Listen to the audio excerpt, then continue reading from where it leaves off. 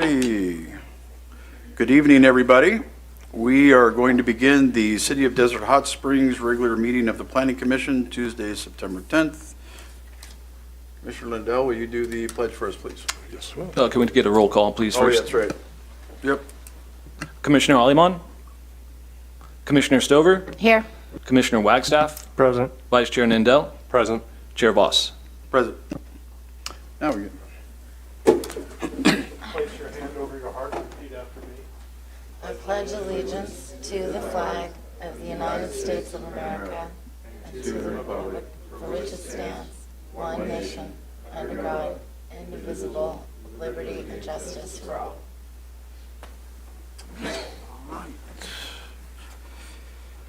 Okay, did everybody get a chance to read the agenda? If so, motion to approve the agenda? I move we approve the agenda. I'll second. Got a motion and a second. We'll go ahead and we'll take care of our little voting thing here.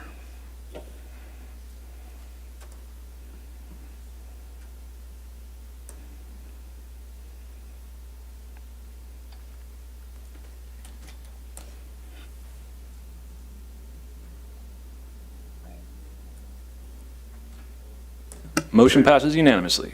All righty. Minutes.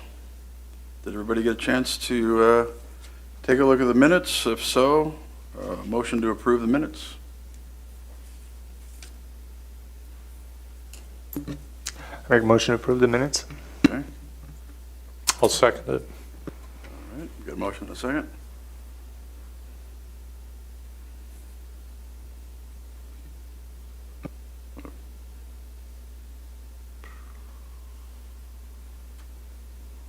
Okay. We're all good. Motion passes unanimously. All right. Moving right along, public comments. I do have one speaker request here. Were there any others? Yes, there is. Okay, well, we'll double check. Utility easements, and then this one is public testimony, neutral position, permit 24/7. Okay. Actually, they are both on items, so they're not a public comment. Alrighty. So we will move on to our public hearings. And we'll begin with the conditional use permit number 24-8, located at 12285 Palm Drive, Unit 103. Mr. Community Development Director, or Madam Community Development Director? Principal Planner Patricia Gomez will be Okay. presenting this. Yeah. Thank you. Oh. Yes.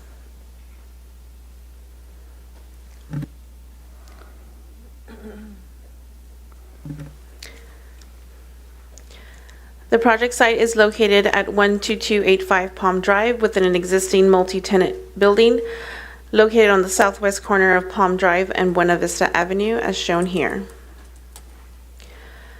The previous occupant was operating as a convenience store and held a Type 20 license, in which was approved by the City Council in November of 2015. In April of 2024, the tenant surrendered the Type 20 license and vacated the premises.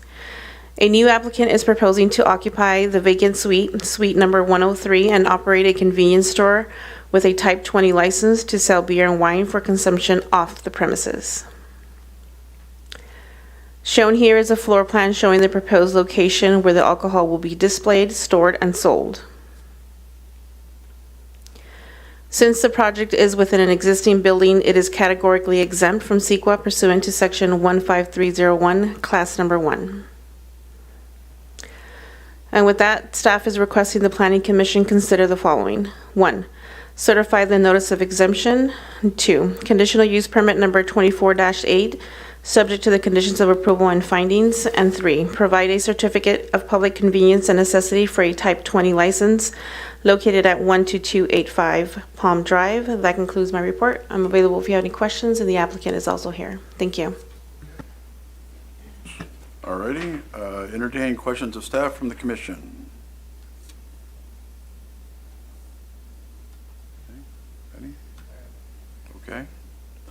Then I will go ahead and open the public hearing. Take testimony from the applicant.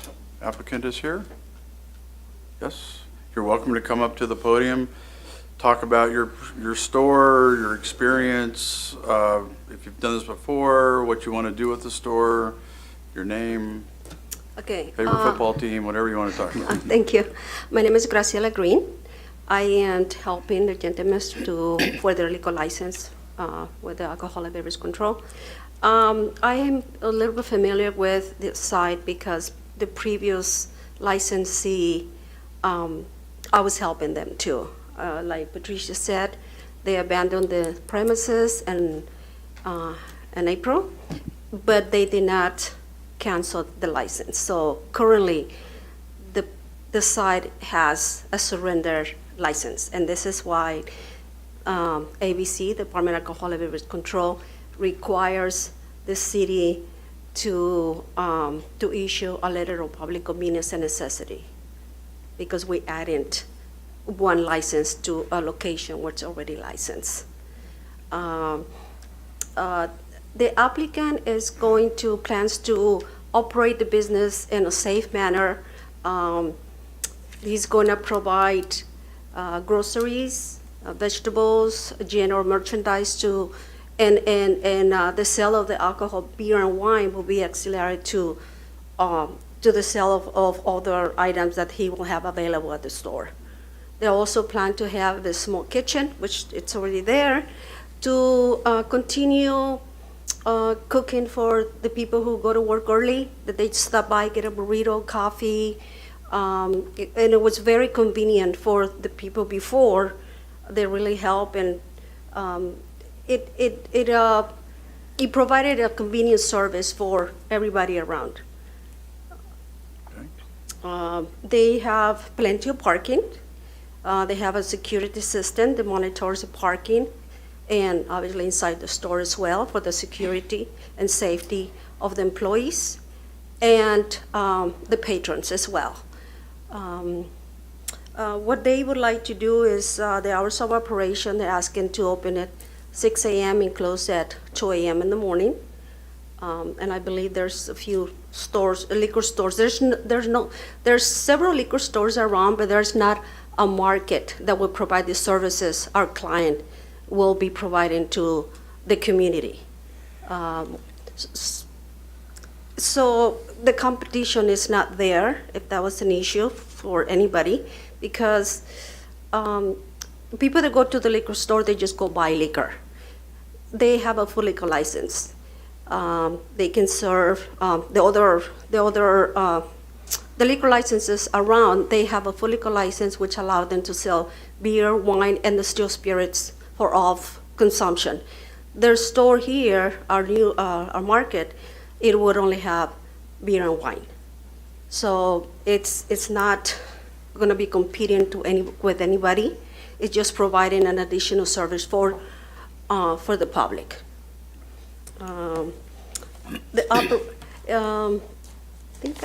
gave you the hours of operation. There will be two employees per shift, and it's going to be affording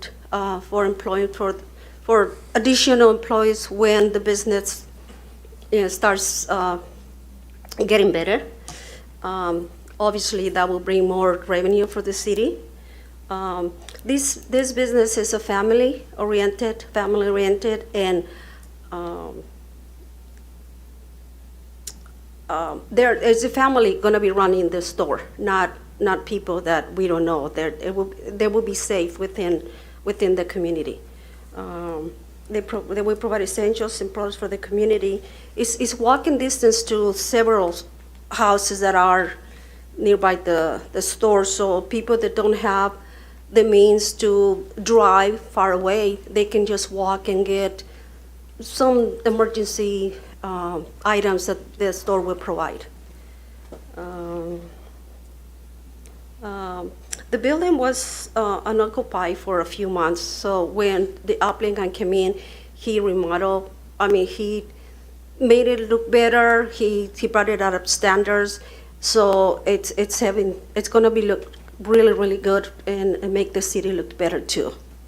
Having an empty building just brings more opportunity for crime and for people to try to break in. I think they already broken into the empty building, so they had to replace some doors. I think I have pretty much everything that I want to say. If anybody has any questions, I'm sorry, I'm real nervous. You're doing good. Yep, I have questions. okay. Let's see, we've done the testimony for them. Let's see, we don't have any public testimony on it. No, sir. Okay, so we don't have any public testimony on it. Okay. Let's see, is yours direct to them, or, okay, so then why don't we just keep the public hearing open so we can have that interaction? Okay, great. Hi. I want to thank you so much for your hard work on this. I'm on the fence, quite frankly, about this project because right now in this neighborhood, which happens to be close to my neighborhood, there are 9 liquor stores in the area, which the census designates to allow for 4. Correct. So we're already past double the amount of alcohol being sold in the neighborhood. So I don't see that there is a need for more. What I do see there is a need for is fresh produce, fresh groceries. We're in a food desert in this neighborhood, and since the loss of Farmer in the Dale, I feel as though I could vote for this project if I have assurance that there will be 25 to 30% of the store dedicated to fresh produce and fresh groceries that will help feed our neighborhood, because we don't need more beer. Oh, no, I understand, yeah. And I think that is actually the plan, and I included that on my letter of proposed operation of the business. And I mean real groceries. I don't know if this is the same operator that was in there before. No, It doesn't look from the plans like the store has changed one bit. Are you planning to just turn the key and walk right back in, or what improvements are you doing to the store? well, they replace the furniture, they replace the equipment, and they do plan to have vegetables and fruit. It's gonna be like a market. What I did at the beginning, I just used the same diagram from the previous, because there was nothing there, because they took everything, the other people. So I didn't know where things were gonna be located at a particular time, because they had to paint and fix the floor. So I could provide a new diagram with the new layout, where they're gonna have fruits, vegetables, if they're gonna have any meats. I know they're gonna have groceries like cereals, I'm sure. Yeah, staples and things like that. I mean, because with the loss of Farmer in the Dale, we don't have a grocery in the neighborhood anymore. And so I don't know that I can put a condition that 30% of the space be dedicated to fresh fruit and vegetables. But if I were to make such condition, do you think the applicant would be willing to comply with that? Yes, Thank you. you're welcome, thank you. Any other questions of the operator? All right, then we'll go ahead and we'll close the public hearing and planning commission discussion and/or a motion.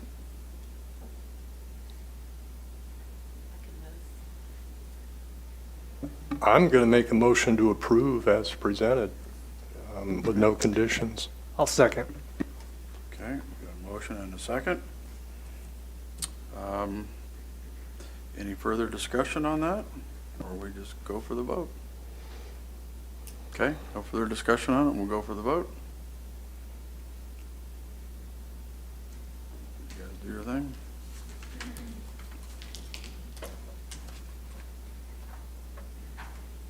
What we got? Somebody didn't vote. Motion passes with Commissioner Stover opposed. All right, we will then move on to the next item. Thank you. Thank you very much. Thank you, and You're in the neighborhood. welcome to Desert Hot Springs. We appreciate you coming to our town and doing business here. Thank you. I look forward to going there when you open up. Yep, appreciate you being here. Let's see, okay. We got development permit number 24-7, application for Critical Services Center Headquarters, Mission Springs Water District.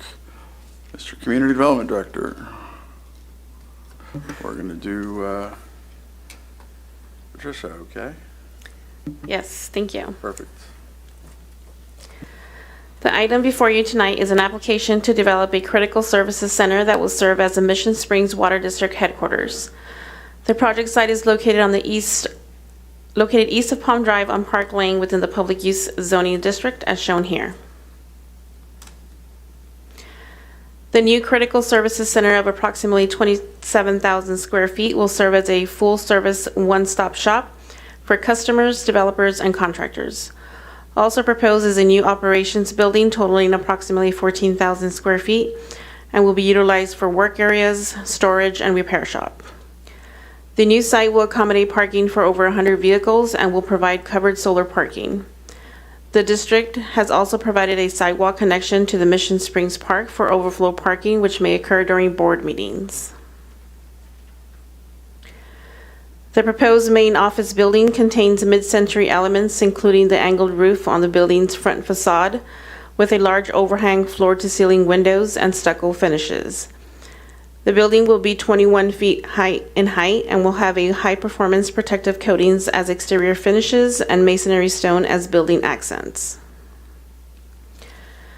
The operations building will consist of a prefabricated metal building featuring a modern aesthetic with vibrant graphics and colors. Construction is anticipated to begin in the first quarter of next year and will take 2 years to be complete.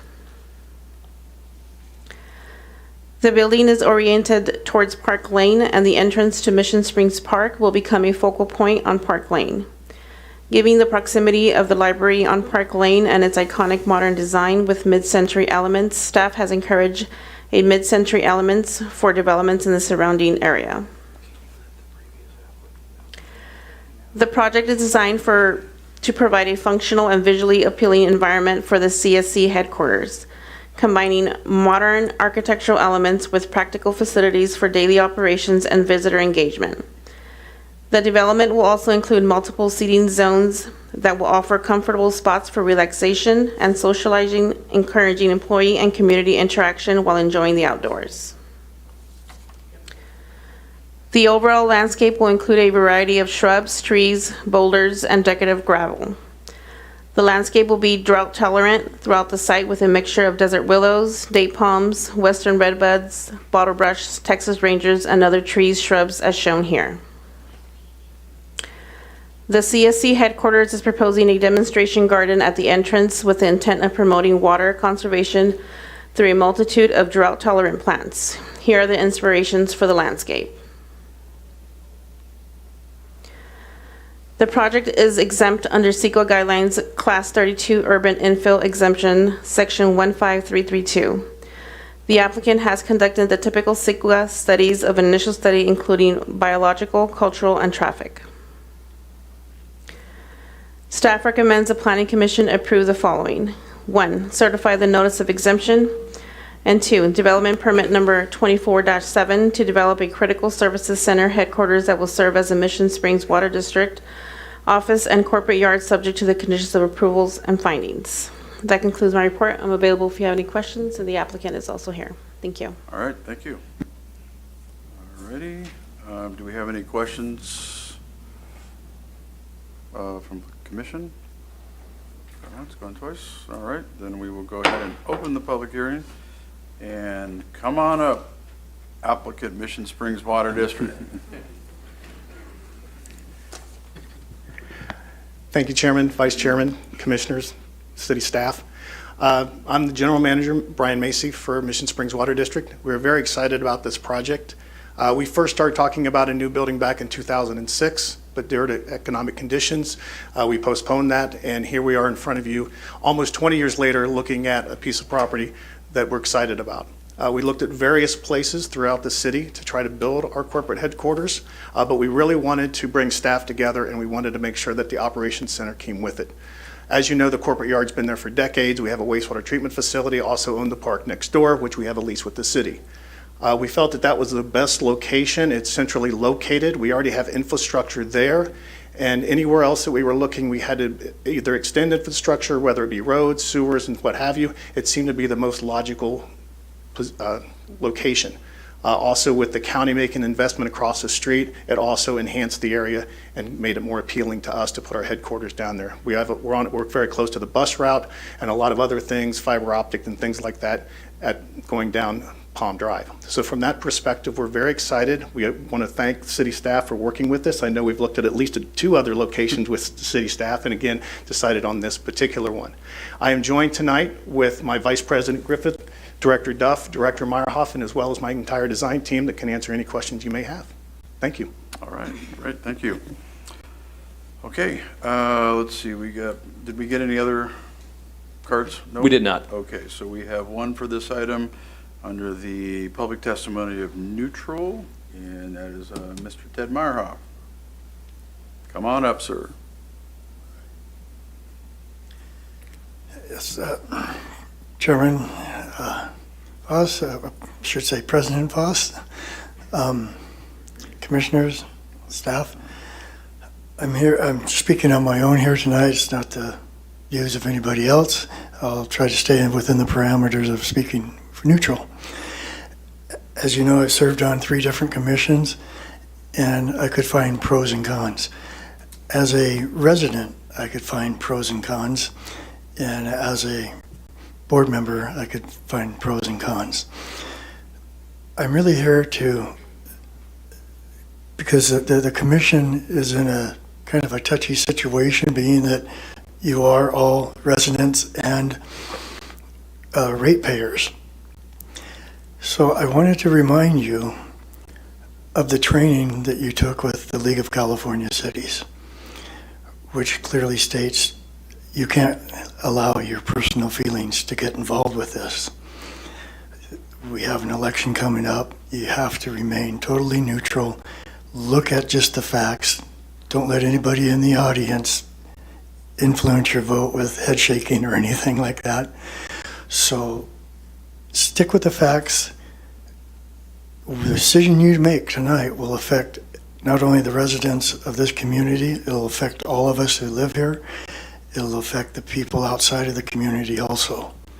So if you were to have to file your findings to show why you didn't want it, make sure your personal feelings aren't involved with it. If you have to justify why you voted yes for it, make sure your feelings aren't involved with it, just the facts of the project. Thank you. All right, thank you, sir. Okay, an opportunity for the applicant to rebuttal.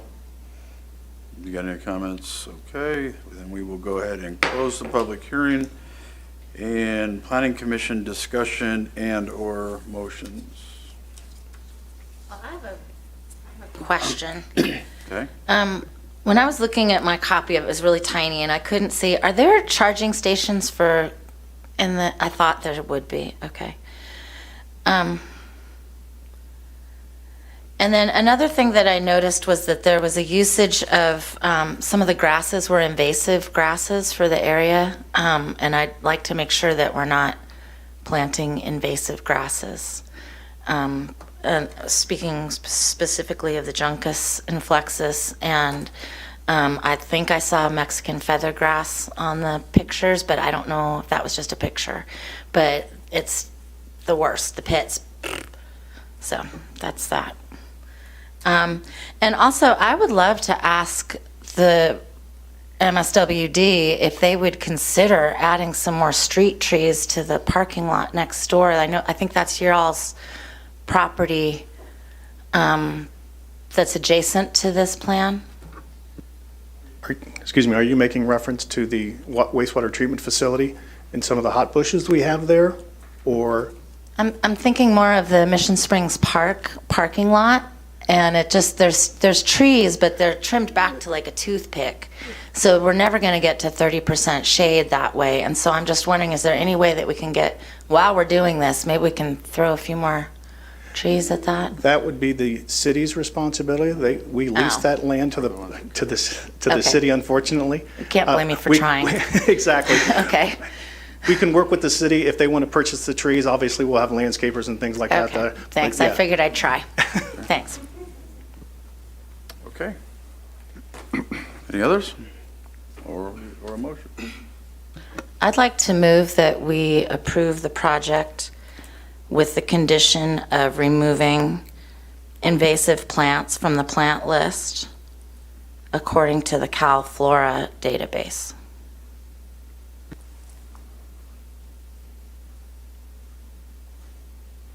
We got comments? The Mexican feathergrass is invasive, the Juncus and plexus, the grasses.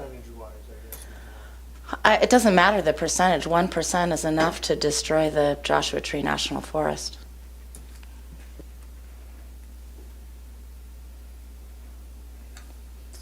Can you repeat your motion? My motion is, hang on, let me get specific, to approve development permit number 24/7. How cool is that? An application to develop Critical Services Center headquarters that will serve Mission Springs Water District and corporate yard, with the condition of removing all plants from the plant list that are invasive according to the Cal Flora database, which is the standard. I'll second it. Okay. Got a motion and a second. Any further discussion? Is this a deal breaker for you? Okay. All right, then. Then let's vote.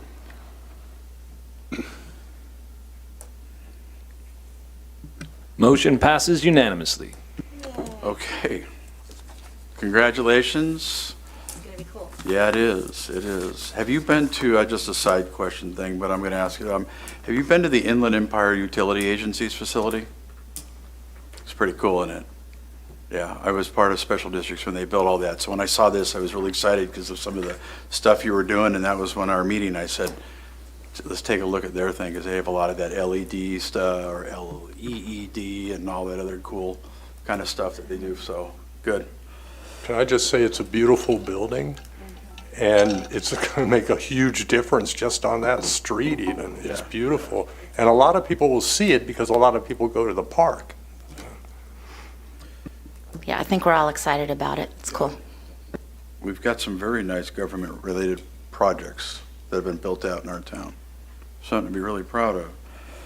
Okay, we will move on to the discussion item. We'll do a couple minutes and let everybody kind of scatter out that's going to scatter out. Anybody else? I know a few people are staying. We do want some water district representatives to stay for the next discussion item. It's utility easements. Yeah. Okay, so we're good? Okay. Oh, yes, okay. Okay. Okay, well, why don't we go ahead and get started then on item number 4, utility easements in the rear yard of properties. This is a discussion item, not an action item. So we're here to get a report on this, on a lot of questions in regarding to this item. Tonight's a listen session on this. There's nothing to vote on it, but, we'll go ahead and we'll kind of learn a little bit more about these easements and how they're used and how they function and everything else that I think we have questions on. Get some of those questions answered. Okay. Okay. Thank you, Mr. Chairman.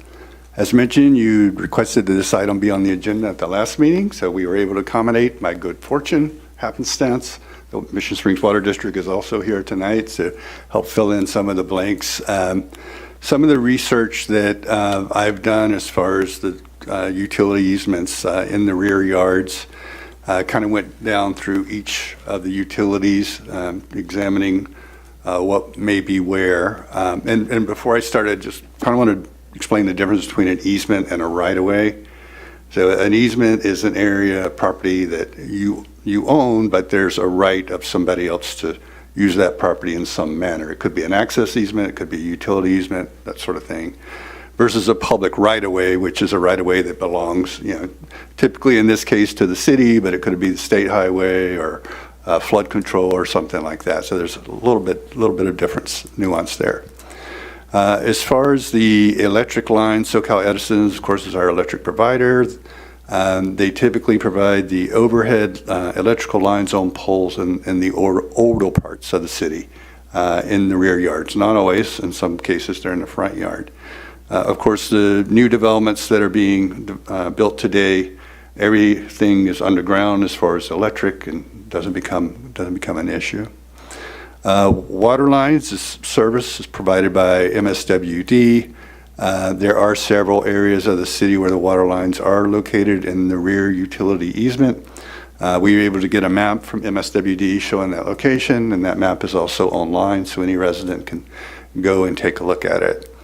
As far as sewer, there's only a very, very small area. I think it's maybe 2 houses or something like that, coincident with the water lines, where the sewer line is in the easement. Most of the time, the sewer lines are in the street, public right-of-way. Gas, SoCal Gas, well, they don't share maps with us, or anybody for that matter. But to our knowledge, most of the gas lines are in the street right-of-way. Haven't found any yet in the easements. And storm sewer, checked with engineering, there are no city storm sewer facilities in the easement. This is just a link to the public viewer. You can also find it on the Mission Springs Water District website. I believe it's at the right-hand corner under development, and then water and sewer maps, and then you can toggle on the different layers, including the water lines and the sewer lines. And I just want to provide a couple sample maps here showing that. This is one of the water lines, and this is one of the sewer lines. So that's kind of the background. I know this has kind of come up as far as, well, what's allowed back there? What does the city do versus the water district? And I can explain our process and have MSWD jump in on theirs. When an application is made for what we call a fence review, staff would check to see if there is an easement in the rear yard. That's kind of standard practice. If so, the applicant is informed, hey, there is an easement there. Please check with the utilities. In this case, it's Edison and the water district on any access needs or limitations they have. That's the information that we provide them in the review. We do not police these easements. It's not the city's job to police these easements. So we would review and approve the plans if it met all the other sort of standards in the code with regard to height and that sort of stuff.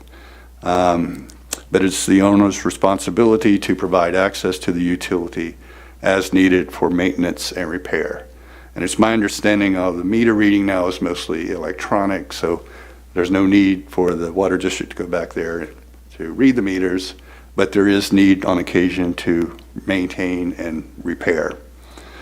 Sometimes if it's a building permit for a wall, like a block wall or the type of wall that has pillars, that requires a building permit from us. And in some cases, engineering may have a comment or a question about how that wall fits in with a particular easement, and require the applicant to talk to the utilities.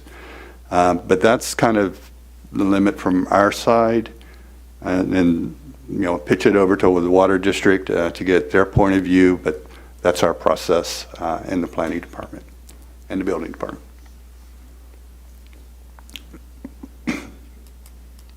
Come on up.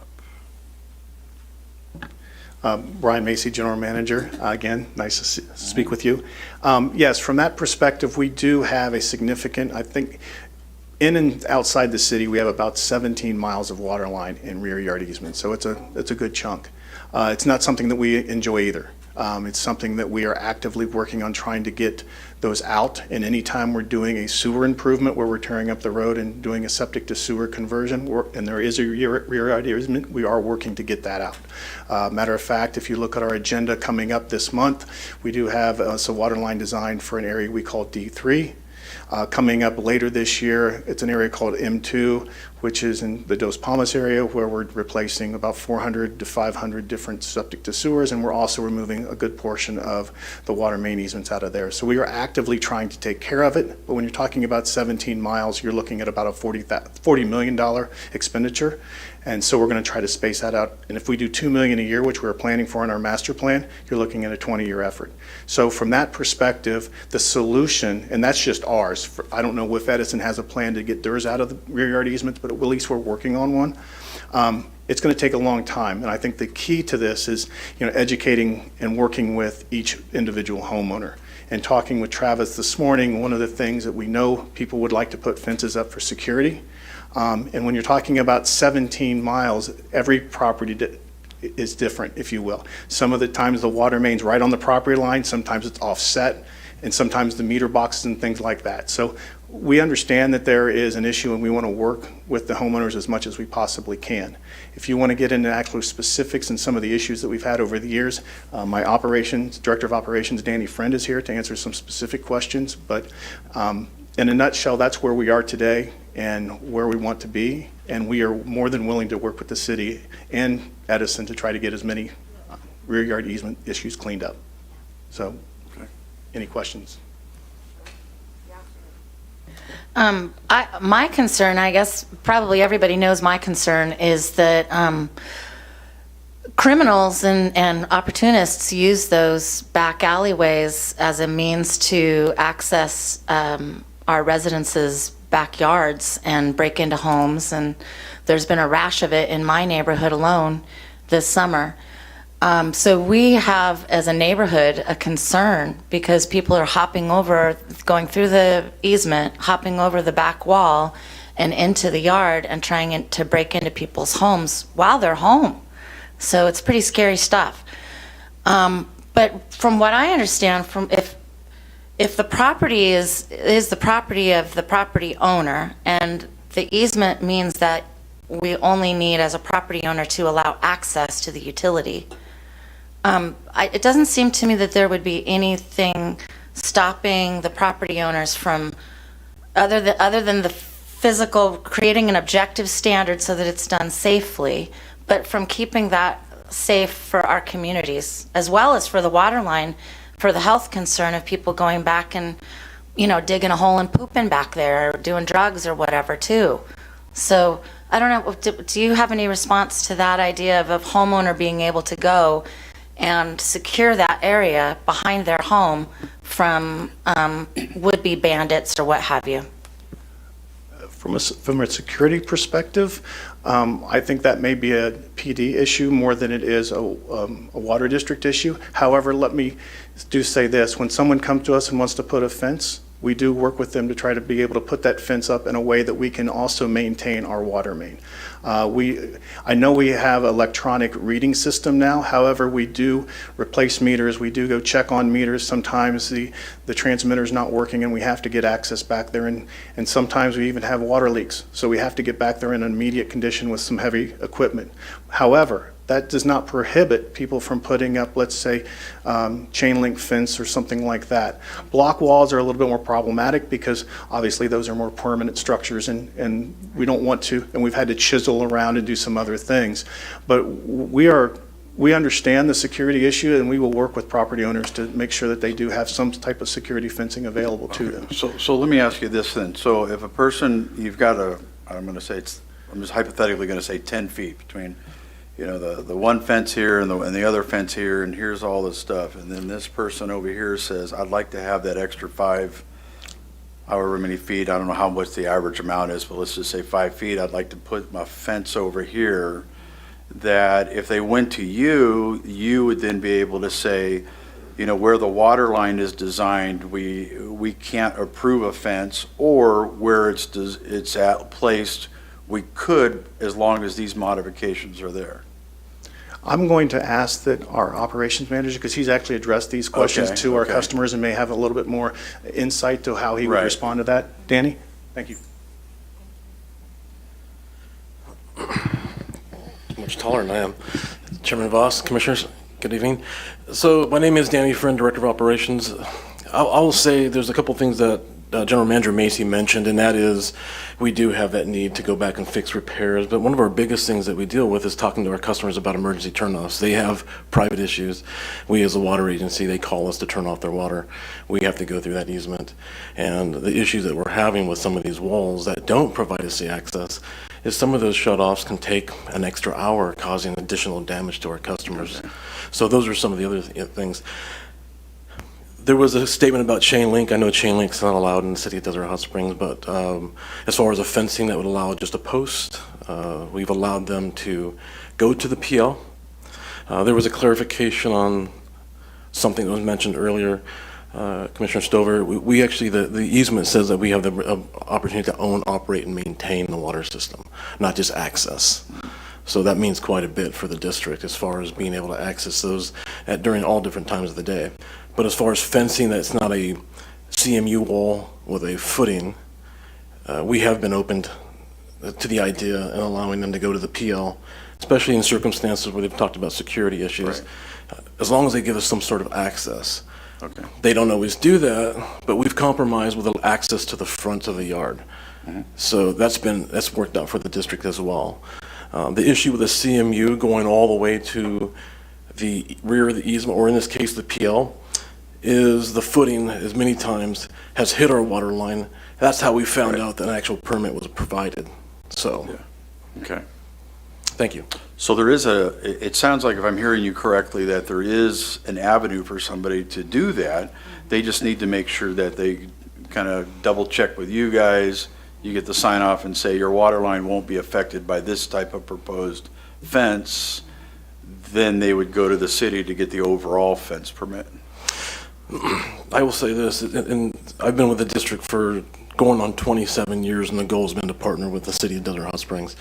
So, and many of our customers as well. If we can work out a program where the water district is part of that approval process, an actual sign off, not necessarily go talk to them and then come back and kind of be the middleman, that would be fantastic. We definitely could work something out with our customers and the residents of the city of Desert Hot Okay, Springs. that makes sense. Makes sense. Jim? I'm curious, just generally speaking, throughout the city, what is the condition of our water and gas lines? I'm not sure how what's the context of the condition as in? What shape are they in? How, I mean, and when you say when there's a leak, that you would have to go to the easement, where do leaks normally happen? Well, there are, expanding on what General Manager Macy stated, he talked about when we're doing a sewer line improvement project in the street, that's an opportunity, the opportunity to bring it from the easement in. When we're not doing that, we are focusing on some areas. Not all the areas are in the city of Desert Hot Springs. There's some older areas out towards our what we call IDE or Cabazon area. But there are areas that have different material types that are close to reaching the end of their life cycle. But generally, they're in good shape. They are made with materials that are inert, like asbestos cement pipe. The issue that we have with easements, about 99% of the time, are the trees. So why are water lines in the easement? Because it was a lot cheaper to put them there 50, 60, 70 years ago. They were done by hand mostly because they're shallower, and that's some of the issues we have. So when somebody goes and builds a wall, there's conflict with the footings. Well, when it rains, the soil gets wet. When the wind blows, like it does here in Desert Hot Springs, the root base from a lot of our invasive tamarisk trees will cause beam breaks. So about 99% of the leaks that we have isn't because of the actual condition of our pipe is bad, it's because of the circumstances where the pipe is. Those are some of the reasons, many reasons why the district wants to move those out of the easement. So let me ask you this, abatement. You know, your staff need to get back there, maybe they got to read meters, maybe they need to do a certain checkup or fix or whatever, does the water, like, kind of like what Edison does, they sometimes run a crew out and they trim up a tree by the utility poles, or Spectrum will do that from the lines that go from there to the house. You know, they'll clean up a tree. I don't know if they bill anybody for it, but they do that, that kind of thing. Does the water district do, if they see this access point to this and down there and they're seeing this and going, wow, you know, we can't get a truck through here, we can't get staff, it's not safe, or whatever it may be, that we have to abate it and then we bill the owner, or we just abate it and clean it up and then, you know, open it up? Is there anything like that that the water district does? We have not an active program, like, as you mentioned, Southern California Edison, they do that. Yeah. And they pay somebody to do that, and they don't generally charge the customer in the Right, easement. right. We've worked in the past years, I don't think it's the current staffing in the planning department, but in years past, we have worked with the city code enforcement, brought in temporary staff, temporary drop bins, and we did major cleanup in our areas. There was areas that, you mentioned driving, 99% of our easements we can't drive, at least I wasn't at sure. one part, just because of the checkerboard of the fencing that's happened with the various Right. owners. Then there's a telephone pole or a power pole down the middle. So, but that makes it a little bit more challenging. But as far as an ongoing program that we fund, no, we've actually had a couple of campaigns through a couple of years where we've gone through, cleaned up the years of dog feces, clippings, 20 years of grass cuttings. Right. It's easy to go ahead and take your tree that's growing in the easement, that's growing into your yard, to cut it and then just toss it over your fence. So we've done it. It was done successfully in partnership with the city, but it's not an ongoing program. Okay. And then when you guys did that historically, was it something then that was back then that was then charged back to the property owner, or just something that the district and the city absorbed the cost, or through a grant or something to that effect? The district did absorb the cost. I don't know how the city operated with their code enforcement. Okay. One of the things that we were trying to, I guess as a secondary part of the subsequent part of that would have been, can we get code enforcement now that now that it's clean, can we get them to work with us and actually apply those costs to the property owner? Yeah. The district, I believe, also did in our bill, we did a buck slip in our bill to let people realize that that was our easement, that there's an easement back there, and hopefully just that public outreach was going to help us out. But like I said, it's better than it has been, but there are areas that are much worse Yeah. in the community. Okay. Okay. Chris, do you have anything? It's a very great subject. Easements are always difficult. Easements are always difficult. It's a great subject. Like we have, looking at that map, I think one of the maps that Travis showed earlier, or showed a water line up by Yucca, up at the top of Palm. Yeah. That is like 6% grade on most of those for that easement. So you talk about no CMUs, no, most of those walls are retaining up there. But I guess those wouldn't be the easements in question because they would already have concrete or block walls. But I think you're going to run into a bunch of issues with homeowners and the fencing stipulations we have already. That's really all I have. I'm just wondering if, because it's a safety concern for us now who live here, it really is. And because the water district, what were the three things you said? Owns and maintains and Own, operate, and maintain. own, operates, and maintains that easement. The water line within that easement. Oh, the water It's not line. It's not a fee title easement. So it's not the easement itself. Okay. No. So, but it seems like they're surrounded by houses in most of the places, and that the amount of fence required to close those off would not be, it certainly wouldn't be 17 miles of fence. But I'm just wondering, would the district be willing to close those off and put a secure gate? Like every Airbnb has a little code that you can press. So if you need to get in there for an emergency fix, there still is some security gate there to keep all of the ne'er-do-wells from coming over our back wall. If you're asking if the district's willing to put in the improvements, Yeah. I don't believe that we would actually have the ability to do that. That would be a property owner responsibility.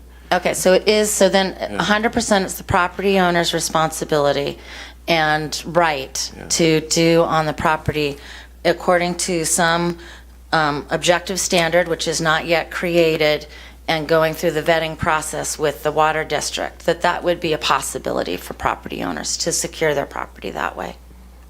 It's happening now. So yeah, as mentioned earlier, we'd like to partner in whatever the city allows as their standard, as long as it doesn't damage our infrastructure, as long as we have access to our infrastructure. Right. I'm not here to be contentious, but I hear things that there's a wall that they're jumping over, so I'm not quite sure what's going to get put up that they can't jump over.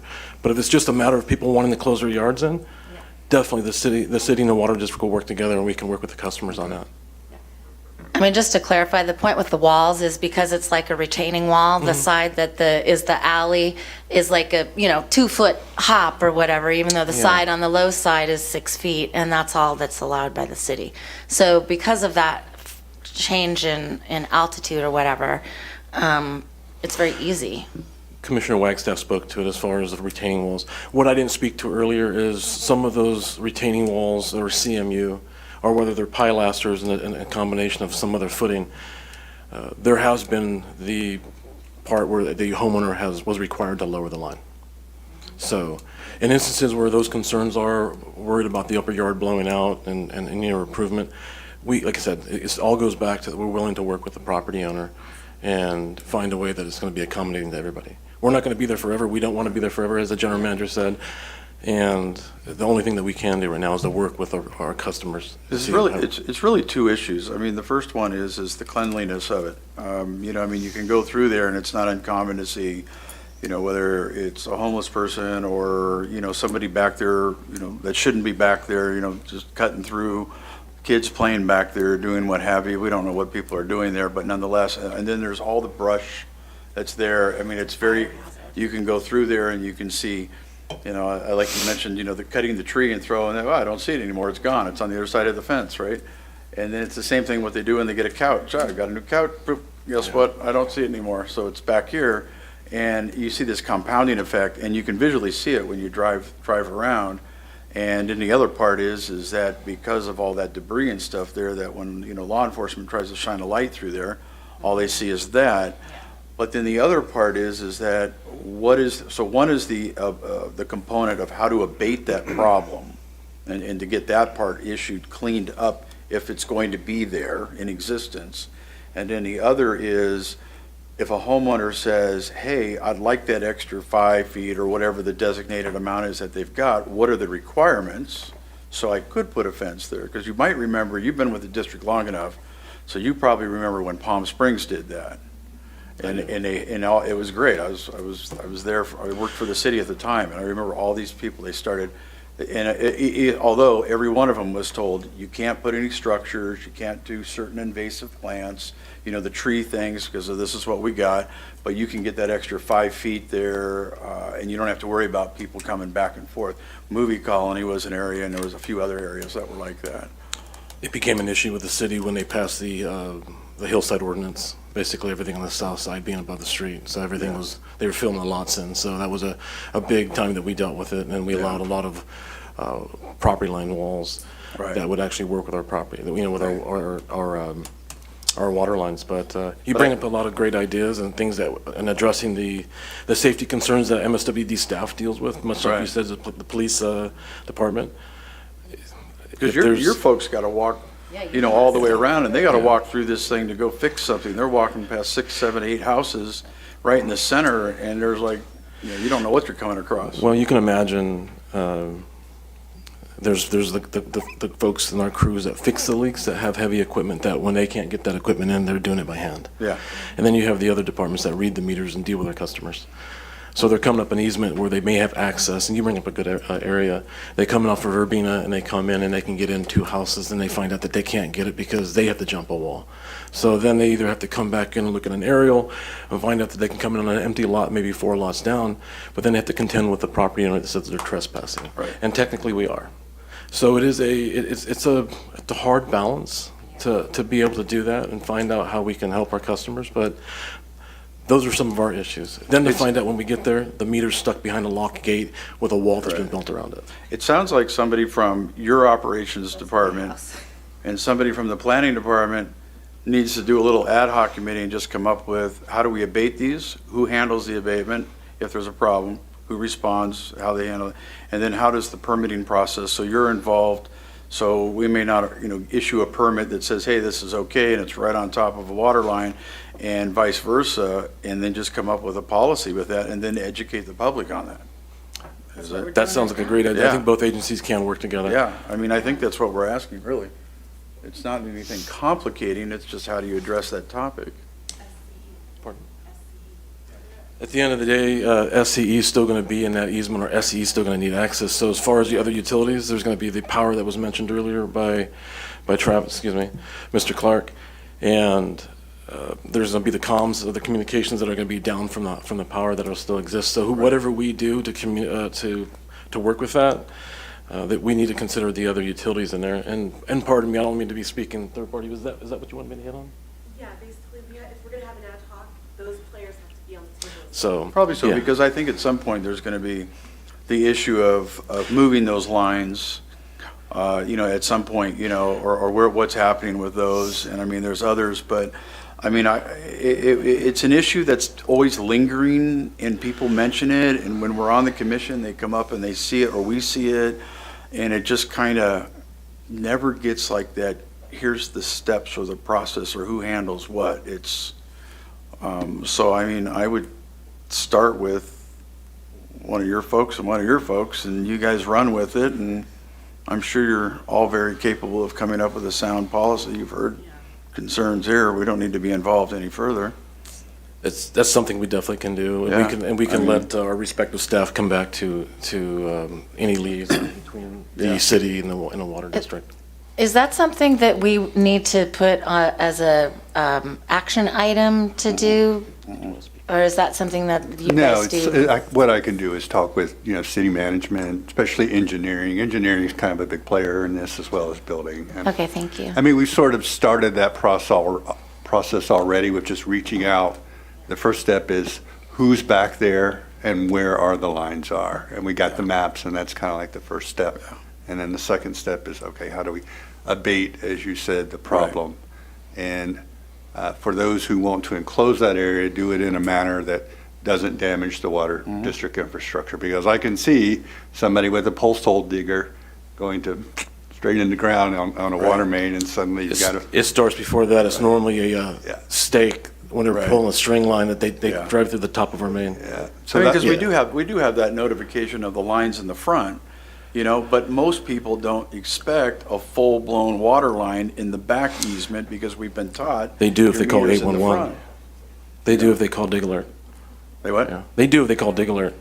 And that's Yeah. also something Okay. that I think that both agencies can work together on. Yeah. I mean, I look at this as, I think, we brought this up because it's obviously an issue that a number of us have seen personally, or we get a comment or heard or a question or this kind of thing. And then, we come up with policy, and the policy is that, we'd like to see these two work better on, or not better, I shouldn't say, work together. They already work and get this going, and then just run with it. Definitely can do that. Yeah. My last thing that I'll say is I wasn't necessarily expecting to speak on this. I didn't realize it was on the agenda until either late yesterday, but thank you on behalf of the Water District to allow us to actually describe some of the issues that we deal with, some of the issues that we're trying to It was work very through as well. informative because there were Thank things you for that being here, we didn't have actually. answers on, and so it was very informative for us, and the solution's very simple. It's just you guys sitting at the table, come up with your game plan, and then just one day under director's report, just say, we came up with a game plan. It always works out like that. Yeah, that's it. Yeah. That's all we. We'll take care of it. Cool. Definitely. Thank you so much. Okay, thank you. I don't. Well, I mean, they already deal with this issue anyways with all the property lines already close up, and they're up above, so. They don't care. They always come on my property. Which homeowners are going to get the telephone pole? So, we do have a public comment on this, Ms. Stephanie Martin, and I apologize, I probably should have had you speak at the front end, but, I'll let you speak now. Oh, I appreciate that, the opportunity to speak at all. Okay, I had planned my comments, but they're still relevant after the whole conversation. Yes, they are. So, good evening to the Planning Commission and the chair and the members and the city staff in attendance and all the folks watching remotely. My name is Stephanie Martin, resident of DHS Mission Springs Water Service District in the Wardman Heights area. I would like to say my piece about this discussion topic. My first highlight is that this is applicable only in parts of the city. As stated throughout the city, there are utility easements in the rear yard of some neighborhoods. This highlights the need for some uniformity. Secondly, when the report states that typically these easements are 5 to 10 feet wide on each side of the property line, this isn't exactly the case and could be more specific given the discussion for clarification and uniformity also. Thirdly, I would like to comment on the fiscal impact part of the staff report. There would be a cost to relocate any utility line from the rear property easement to the public right-of-way borne by the utility provider. Sounds like they're planning on doing that in their master plan or strategic plan, as we heard tonight. But regardless, I would like, before I heard this, like I said, this was pre-prepared, okay, I would like to say this is not a common sense resolution for the city of DHS side anyway, if feasible at all. I hear that they're doing that. Most properties I've lived at, they actually have the water meters in the right-of-way also, but anyways, it would be more beneficial for us. And also, I'd like to add, not to talk about the abatement per se, like whose responsibility is. We've heard all tonight that it's the property owner's responsibility. It's the property owner's property. And therefore, the issue is, yeah, if you see it, if you out of sight, out of mind with the couches and the tree trims, that's the issue here. The people don't know that that's their property, obviously. But if they did, they would obviously take responsibility of it. There's no need to who's going to do it. There's no. Let's talk about abolishing the alleyways, folks. Okay. So, anyways, back to my prepared comments here. Yes, it would be more beneficial to discuss the fiscal impact of abolishing the alleys. Yes, but not the easement, obviously, because of SC and E, the poles and such. You know.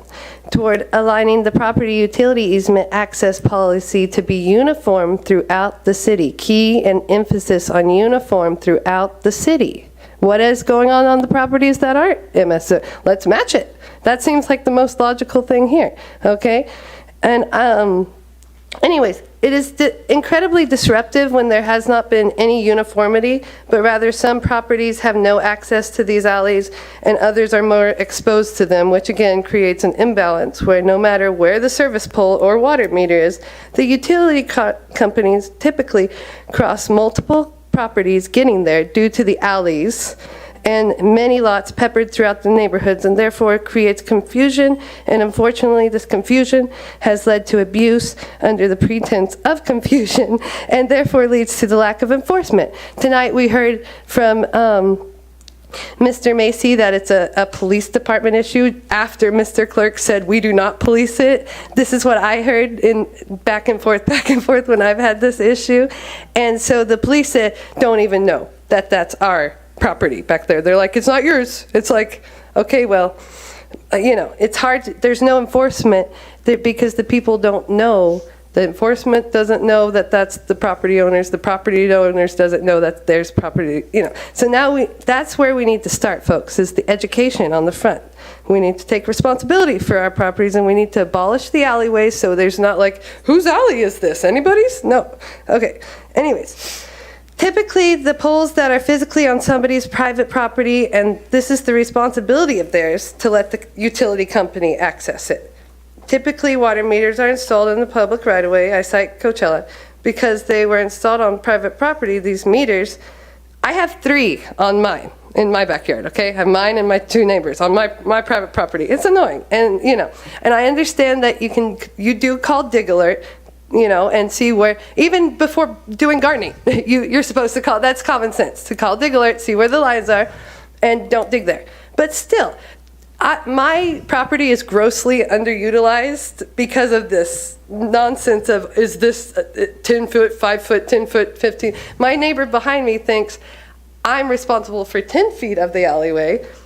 No, I'm only responsible for 5 feet. But because it's so not uniform, it causes a whole mess of issues. So anyways, yes, I have my property grossly underused due to the confusion and lack of clarity of what one can and can't do. And let's say that 5 to 10 unclear region in one's own backyard, which leads to other issues like I just went off the script and said, okay, sorry.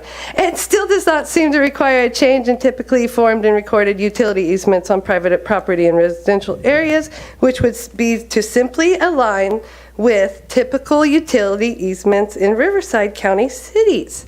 That's all you have to do, folks. You look at the Riverside County cities. How do they do it in La Quinta? How do they do it in Coachella? Oh, nobody has alleyways? It's the 21st century. Let's just streamline it. Let's uniform it. Let's do the simplest route here. Let's not ask permission from MSWD. Can we build fences here? Are you going to bait this? We as the city need to educate our residents and say, that's y'all's property. Don't trash and muck up your own property. It looks like Sanford and Sons here. Or whatever we have to say to get people on board to do their part, to do what they need to do, so we don't go around the monkey loo and say, oh, do we abate it for you, or does the city, or does the code, and then we end up billing the property owner anyways. It's the property owner's property. Let's stop the fooling around and let's, I've been here since 2021, and this has driven me mad. I've never seen this madness before, so I'm so glad you guys are talking about it. And please, don't let us down with it. Just abolish the alleyways, streamline and uniform everything, and we'll be fine. We'll do well. In Coachella, I had a SC&E pole in my backyard. Out of the 4 people, it was in mine. Okay, Northwest. That's okay. When they needed to service it, I just put my doggies away, let them through, and they're gone. We can do it, folks. We can act normal here, okay? Thank you so much for your time. Bye-bye. All right, thank you. Okay. Thank you. Any commissioner reports? Been none? Okay, Mr. Community Development Director, any reports? Yes, I do. And basically, this kind of arrives from a comment at the last city council meeting about just keeping the public up to date on things that are happening, especially with respect to community development. So I wanted to provide some updates on housing projects within the city. Several projects did receive entitlements at the end of last year and the beginning of last year. And so, I get questions, okay, well, why aren't they building? The Planning Commission approved it, why aren't they building? Well, it takes time, obviously, to go from the entitlement process to the point where you're actually, putting concrete in the ground. So these new developments are going through an engineering phase where they're submitting their street plans, they're submitting their utility plans, which could be water, sewer, to MSWD's, storm sewer, to us, to the county flood control, and then they're also submitting their building permit plans. And most of these guys start with what we call master plans, which are essentially the model units that they plan. So this takes time, to get through the process. But I just want to report on where we are with some of them. So Aventura Palms, that's 34 homes. The infrastructure there already existed, and that's why it was appealing. The developer there has started with 8 homes which are under construction. Rancho Descanso, that's 76 homes. The infrastructure is now installed. That had to be installed really from scratch, including the connection to Palm Drive. The model master plans have been approved, and we do expect permits to be issued for those soon. Skyborn Village 3, 286 homes. The infrastructure is being installed there as well. It's a very large village, so they'll do it in phases. The model master plans have been approved and permits issued for them, so they'll be starting on the models here really soon. The other large tract we have in the city is Tuscan Hills. You guys reapproved the tract map at the last meeting, and now we'll go to City Council for final approval. And then I'll just say that there's still a lot of infill housing being built in the city. We have anywhere, say, between 50 and 60 homes or so being built each year. So that's still quite attractive to builders because they do not have to go through an entitlement process. They just essentially buy the property and start building. So all of that work is continuing. Hopefully next year we'll see it pick up. A lot of it depends on stuff that's out of our control, the economy, interest rates, all of that stuff. But there's a lot of interest in building in DHS on that side. And then one final note on affordable housing. We continue to work with Abode on the site behind the library. So Abode is the affordable housing developer for that site chosen by the county. It's estimated right now to be 180 units. Hopefully we will receive their application in December. And along with that aesthetic of what's being planned along Park Lane, including this brand beautiful new facility which will be built there, they're also looking at the mid-century type of architecture in their building. So, you know, I envision Park Lane just being really almost completely rebuilt sort of from one end to the other and being a real showcase for the city. So, and that's my report. Okay. Nice to hear. All right. We will go ahead and adjourn the meeting. Thank you, everybody.